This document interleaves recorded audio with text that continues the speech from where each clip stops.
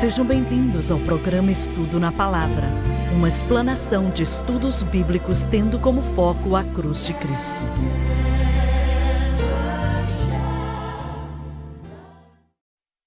Bem-vindo ao Estudo na Palavra. Eu sou o evangelista Jimmy Swaggart, com o John Rosenstern, Dr. David Watts, com o Dr. Don Paul Gray e com o Josh Rosenstern, juntamente com o Dave Smith. Você é bem-vindo. É muito bom ter você aqui conosco hoje. Estamos aqui por sua causa e obrigado por nos assistir no mundo inteiro, seja quem você for, aonde quer que você esteja. Acho que no último ano, nossa audiência dobrou e dou ao Senhor a glória e a honra e estou feliz por poder dizer isso. Agradecemos a Deus por isso. Estamos estudando o livro de Romanos, como a maioria de vocês já sabe, e acredito que esse é o maior livro em toda a Bíblia, se não for o maior livro, se é que tem como separar os livros assim na palavra de Deus, pois tudo aqui é muito importante. Mas em relação aos cristãos de hoje em dia, o Novo Testamento, é claro, e a Nova Aliança é de uma importância tremenda. E Romanos é esse livro que apresenta a Nova Aliança e explica como nenhum outro livro. Então, espero que você possa nos acompanhar todo dia, se não o máximo possível, e acho que vai valer a pena para você. Vamos continuar de onde paramos no último programa, Romanos capítulo 1, e falamos disso no programa passado, mas senti que o Senhor queria que continuássemos falando disso hoje. E, Dave, você pode começar lendo no versículo 7 do capítulo 1 de Romanos, por favor. A todos os que estão em Roma, amados de Deus, chamados a serem santos. Ser foi traduzido de maneira errônea pelos tradutores.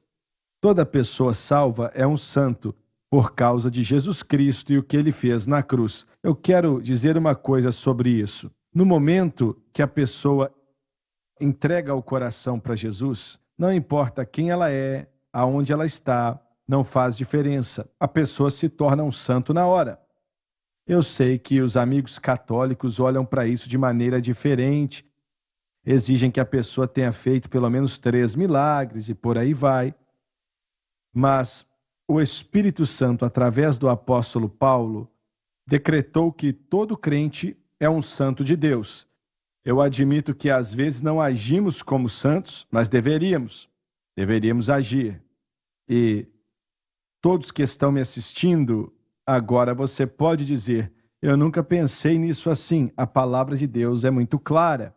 E se você está salvo e nasceu de novo pelo sangue do Cordeiro, você é um santo instantaneamente. Quando você nasceu de novo, se tornou um santo. Você não trabalha para se tornar um santo. Não tem como uma pessoa, através de suas obras, chegar ao status de santo. Não tem como.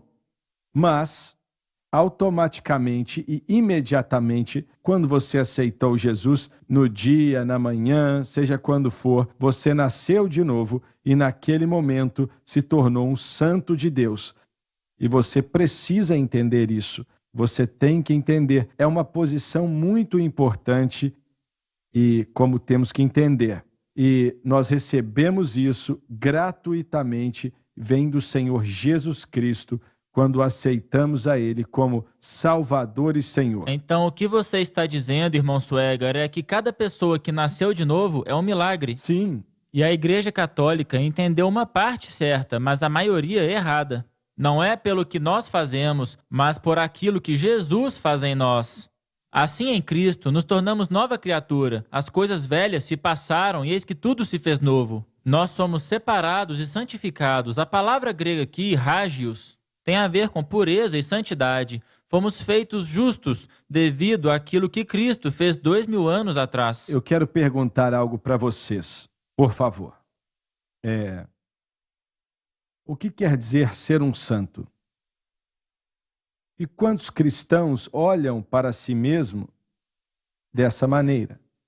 Novamente, nós entramos em uma nova esfera, em um novo relacionamento com Deus. Somos separados, somos santos e somos feitos santos por meio dessa experiência de nascer de novo. Essa palavra tem a ver com o conceito de santidade, hagios, e essa santidade é a justiça de Deus que foi imputada sobre nós quando aceitamos o que Jesus fez por nós na cruz. Você está dizendo que devemos, então, viver nessa posição. É uma posição, como temos discutido. Temos uma nova posição com Deus. E aprendemos a viver de acordo com essa posição. E não trabalhamos para mantê-la, não trabalhamos para conquistá-la. Aprendemos a descansar em sua obra consumada, que estabeleceu essa posição. E seu Espírito Santo nos guia, pois devemos andar nela. Uma pessoa pode fazer algo que a atrapalhe e por aí vai, que faz com que a pessoa não seja mais um santo aos olhos de Deus? Isso é possível? Existem considerações a respeito do que chamamos de desviar. É quando um indivíduo perde a sua fé ou desiste de colocar a sua fé em Cristo e naquilo que ele fez na cruz. Mas isso não dá ao crente uma licença para viver em pecado ou andar e buscar o pecado. Na verdade, acredito que o verdadeiro crente não deseja pecar por causa da sua nova natureza. Mas, se ele está lutando contra o pecado ou tem um hábito pecaminoso, isso não o exclui da santidade. Ele ainda é um santo, porque a sua posição foi assegurada pela fé naquilo que Cristo fez na cruz. Agora, não são só os pregadores protestantes que são santos? Não, todo cristão que fez um compromisso com Cristo é santo.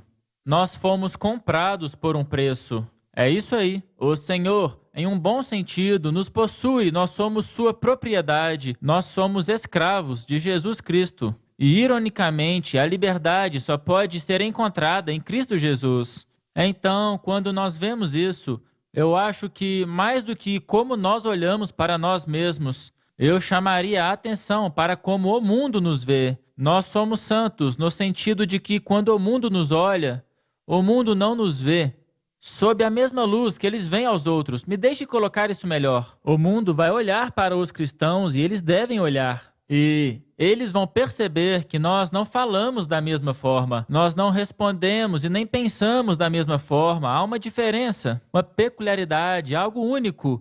E essa diferença é o que eles atribuem como sendo um reflexo do Senhor Jesus Cristo. Eu acho que é engraçado, mas quando eu e a Francis nos casamos há anos atrás, eu tinha um trabalho com a Companhia do Norte de Louisiana e eu estava trabalhando com petróleo. Um dia, o gerente apareceu e disse que o salário de todos ia diminuir 25 centavos por hora. Não foi muito bom ouvir aquilo. Mas olha, as pessoas que trabalhavam com o petróleo, que trabalhavam com as máquinas, todos se reuniram ali por causa do anúncio, e era algo legalizado na época. E todos ali íamos receber 25 centavos a menos por hora. Mas o superintendente depois falou assim: Jimmy, fica aqui. Todo mundo vai embora, mas você fica. E eu pensei que ia perder o emprego. Quando todos foram embora, só eu fiquei ali, e ele disse: você não vai receber 25 centavos a menos. Vai continuar com seus 25 e você vai ganhar ainda mais 25 centavos por hora. Um tempo depois, alguém perguntou para ele. O nome dele era Sr. Whittington. Perguntaram para ele: por que você não diminuiu o salário do Swagger? E ele disse: eu chego aonde está aquele cano ali, e a pessoa que operava a extração do petróleo era crente, muito bom, e sempre falava de Jesus e tal. Ele era paciente e me ensinava muita coisa. Mas aí ele disse: olha, muitas vezes eu vou até lá e o reverendo Swagger está ali orando e ele nem sabe que eu estou aqui. Mas, olha, eu não vou diminuir o salário de alguém que fala com Deus. E eu nunca esqueci daquilo. Mas deve haver algo diferente sobre os cristãos. Nós estamos vivendo em um tempo em que é muito difícil para os gestores de negócios encontrar alguém que esteja disposto a trabalhar. Quanto mais encontrar alguém que chegue no horário e faça o trabalho. No meu entendimento, um dos significados de santo, hagios, é ser separado e posicionado. Eu estou Certo. pensando Verdade. sobre Israel. Deus os libertou para posicioná-los na terra prometida. E essa é uma imagem daquilo que Deus tem para nós. Eu quero perguntar para você então, os judeus de antigamente eram santos? Israel como um todo foi separado e entraram na aliança. Então eles foram separados. Olha, eu não acho que o Antigo Testamento diz que ninguém era santo ali. Se nós enfatizarmos o aspecto da santidade, o pecado ainda era um problema e o sangue de bodes e touros não poderia Verdade, remover o certo. pecado. Mas, quanto ao sentido de separado, santificado, o status disso, consagrado, sim, consagrado, mas em outras palavras, Israel não se parecia com nenhuma outra nação. Monoteístas. Certo, bem, eles não deveriam se parecer com nenhuma outra nação, mas infelizmente muitas vezes eles se pareciam. Mas individualmente, no que diz respeito à santidade e à justiça, não há comparação entre a antiga aliança verdade, e o que nós é temos mesmo. agora em Cristo. Que não quer dizer que eles não fossem salvos, mas também não quer dizer que toda a nação de Israel fosse salva, porque não era. E o número de pessoas Exatamente. salvas ali era bem pequeno, para ser bem sincero. A palavra santo no Antigo Testamento foi usada 34 vezes e no Novo Testamento 60 vezes. E há uma diferença entre elas, como vocês identificaram. Eu estava lendo algo sobre isso um outro dia e estava escrito que a palavra santo no Novo Testamento é bem similar para a palavra fariseu. Eu achei isso interessante. Um comentário sobre Romanos. E esse escritor disse que Paulo usou a palavra santo e que ele sabia que a palavra grega para santo era algo próximo à palavra fariseu. Mas eu conferi aqui e não é tão próximo como eu acabei de conferir no grego. Mas no que diz respeito ao significado, a palavra fariseu significa separados. Nós sabemos disso. É um termo que tem uma definição muito clara. Fariseu significa separados. E eles eram um grupo distinto. E nós vinculamos teologia e doutrinas a isso, e certas coisas que diferem dos saduceus. Mas este comentário disse que a palavra-chave era separados. E a palavra santo, definitivamente, é uma palavra-chave também. Significa ser separado. A palavra usada por Arão em seu sacerdócio, kadosh, significa separado e tem diferentes derivativos. Isso é interessante. O mais triste é que os fariseus eram fundamentalistas, ou diziam Certo. acreditar em toda a palavra de Deus, mas odiavam a Cristo. Sim. Isso, para mim, é um paradoxo. Odiavam a Cristo e chegaram até a crucificá-lo, os herodianos ou saduceus também, e por aí vai. E mostrando que a pessoa pode ser muito religiosa e não estar salva. O ponto-chave, irmão Swagger, é que eles não poderiam aceitar Verdade. Jesus como Messias. Eu tenho certeza que eles gostavam que ele curasse as pessoas. Eles não queriam que ele fizesse isso no sábado. Mas provavelmente eles gostavam disso, mas eles não poderiam aceitá-lo como Messias. Por quê? Ele Por não quê? se encaixava na imagem deles. Não trazia o motivo vantagem deles, pra ele eles. não se encaixava. Essas pessoas mencionadas aqui, como você disse, está traduzido indevidamente. Diz amados de Deus, chamados a serem santos, mas deveria ser chamados de santos, porque Paulo nunca tinha estado em Roma.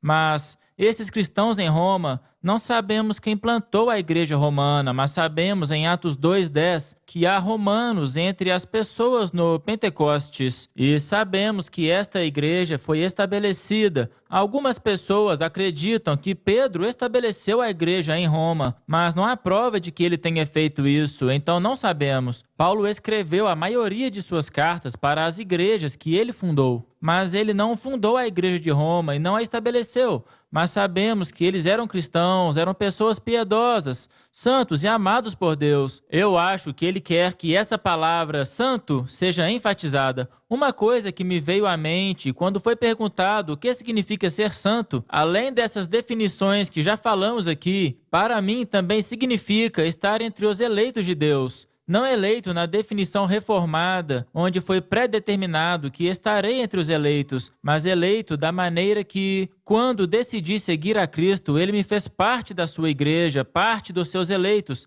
parte da sua noiva. E por isso é importante reiterar que eles foram chamados de santos, não chamados para serem santos. Aqui está um pensamento que veio à mente. Se olharmos para a palavra kadosh, a ideia do sacerdócio que foi separado, consagrado e intencionalmente usado para ser a mediação entre Deus e o povo de Israel, a nação de Israel, daí Arão e seus filhos e os que vieram mais tarde. Mas somos reis e sacerdotes para o Senhor, e a nossa obra não é necessariamente sermos mediadores, mas somos representantes de Deus para sair e apresentar o Evangelho de Jesus aos outros. Então, sobre o serviço dos santos, não podemos ignorar isso. Mas é uma designação muito especial e com razão. Sim. Somos separados do mundo e consagrados para o Senhor Jesus Cristo, para Deus Pai. Somos guiados, esperamos pelo menos que sejamos guiados pelo Espírito Santo em oração. É uma posição muito especial. Foi isso que Martinho Lutero enfatizou sobre o sacerdócio de todos os cristãos. Como o irmão John disse, nós temos um sacerdócio. Todo cristão é chamado para o ministério, seja um ministério vocacionado ou ao ministério geral, porque nessa época uma pessoa comum não poderia ler a Bíblia, ela era escrita em latim, então elas só sabiam aquilo que o sacerdote dizia a elas. Então, quando Martinho Lutero apareceu com a sua revelação que o guiou à reforma, ele disse, não, todos nós somos chamados ao sacerdócio, ao ministério. Todos nós fazemos parte desse corpo. Não é algo reservado para os sacerdotes, mas para todos. É mesmo. Os batistas do Sul são bons nisso. Eles enfatizavam muito isso quando eu estava no seminário. Como é que é? O sacerdócio de todos os cristãos, eles falavam muito essa frase. É uma frase especial para eles. Eu nunca a usei muito, devido ao meu histórico teológico. Mas eu quero dizer, eu cresci e eu ouvi muito a palavra santo. Eu vim da igreja pentecostal Santidade. E a frase, santos de Deus, bom dia, santos de Deus. Você conhece essa frase? Bom dia, santos de Deus. Quando o pregador estava pregando, me ouça, santos de Deus. Essa era uma frase muito comum na minha juventude e eu não tenho ouvido ela mais. Eu quero perguntar algo para você. Você estudou em uma universidade batista e você também. Duas das universidades mais reconhecidas em toda a nação. E os batistas, não que eles tenham que fazer isso, estou apenas perguntando. Será que eles louvam ao Senhor em meio ao povo batista? Louvor como no culto de adoração? Certo, isso Tudo mesmo. Bem. Isso difere de igreja para igreja, mas há muitas igrejas que tocam os hinos mais antigos e gostam da vitória em Jesus, ou Ele me libertou, ou dos refrões mais novos. A igreja que meu irmão frequenta é uma igreja batista e ele é professor da escola dominical. Eles são muito expressivos na adoração, levantam as mãos e adoram ao Senhor. Seria como frequentar uma igreja pentecostal, exceto que não há ênfase no mover do Espírito Santo, porque eles não acreditam nisso, mas eles são expressivos, levantam as mãos e adoram. Quando você diz mover do Espírito Santo, o que você quer dizer? O que eu quero dizer é que eles não terão uma mensagem em línguas e alguém para interpretá-la. Quer dizer, é óbvio que o Espírito Santo está onde um grupo de cristãos estiver. porque você tem o Espírito Santo quando você é regenerado, mas eles não acreditam no batismo do Espírito Santo e tudo mais que vem com ele. Mas eles podem ser avivados na adoração. Quando eu estive no seminário, o nosso tempo de louvor era mais formal, mais litúrgico, e os hinos que nós cantávamos, por toda a minha vida eu estive na igreja e a maioria daqueles hinos eu nunca tinha ouvido. Eles eram muito formais. Mas, você sabe, difere de igreja para igreja. Entendi. Me deixe responder essa pergunta da minha perspectiva. Eu morava em Springfield, Missouri, alguns anos atrás, e eu visitei uma grande igreja batista que ficava na parte sul da cidade. Eu morava em uma cidadezinha chamada Nixa, e quando você saía de Nixa para ir para Springfield, em Missouri, você passava por uma grande igreja com 3, 4 mil pessoas. E eu falei à dona, eu quero visitar essa igreja. E nós visitamos. E eu fui surpreendido, irmão Swagger. Eles tinham um louvor maravilhoso. Não havia brados, mas havia algumas expressões de aleluia. E o próprio pastor levantava as suas mãos de vez em quando. E quando ele pregava com fervor, alegria e animação. E eu fui a algumas Assembleias de Deus por ali, e elas estavam mortas. Então eu vou te dizer, há muitas igrejas batistas por aí que são mais pentecostais do que muitas Assembleias de Deus. E isso é triste. O único culto batista que eu participei foi do John O'Rice, que estava em um culto em Atlanta, e ele estava em uma igreja batista em Atlanta também. E, olha, era um culto de ensino, então foi diferente. Mas foi muito bom, sabe? Se você pegar a Primeira Batista de Dallas, eles são muito livres, muito livres. E também tem a Igreja Batista Prestwood, em Dallas. Se você assistir aos cultos, as pessoas estão levantando as suas mãos e há liberdade para fazer isso. Provavelmente eu vou colocar alguns deles em apuros se virem esta transmissão, mas eu tive alguns professores que me disseram, você sabe, apenas entre nós, que estavam abertos ao batismo do Espírito Santo. Baticostais. Eles eram baticostais secretos. Se a instituição tivesse descoberto que eles disseram isso, eles teriam problemas. Mas eles eram como, só entre nós, eu sei que é real, e eles falavam sobre experiências que eles tiveram e que eles viram. E eles estavam abertos ao batismo no Espírito Santo. Eu acho que muitos batistas apenas seguem a tradição e têm dificuldades em chegar lá. Mas há muitos pastores, a denominação tem sofrido muito com isso. E até mesmo tirou algumas pessoas que foram batizadas com o Espírito Santo do campo missionário. Eu ouvi dizer que eles ilegalizaram que as pessoas que estão no campo missionário recebam o batismo com o Espírito Santo com evidência de orar em línguas estranhas. Eu acho que há muito a ser discutido sobre isso ainda. Eu acho que eles ainda Como estão assim? tentando decidir. Bem, e se você não acredita nisso, é difícil negar aquilo que Deus está fazendo, porque os missionários têm visto grandes resultados no campo. Então chega um tempo que eles precisam decidir, porque eles não podem negar aquilo que o Senhor tem feito. O nosso tempo acabou. Espero que você possa nos acompanhar no próximo programa. E diga a outras pessoas sobre o estudo na palavra e sobre o nosso canal de televisão 24 horas por dia. Nós te amamos e Deus te abençoe.